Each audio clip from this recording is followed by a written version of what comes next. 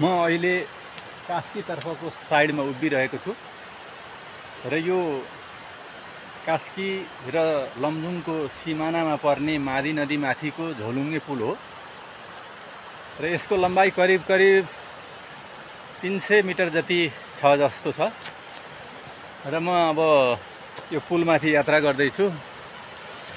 पुलको दृश्य, नदी, स्वच्छ नदी बगिरहेको छ। को बहाव चाहिँ निकै ठुलो देखिन्छ।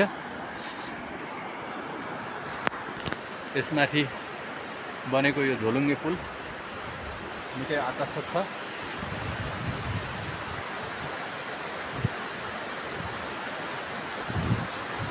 म यसमाथिको यात्रा गरिरहेको छु।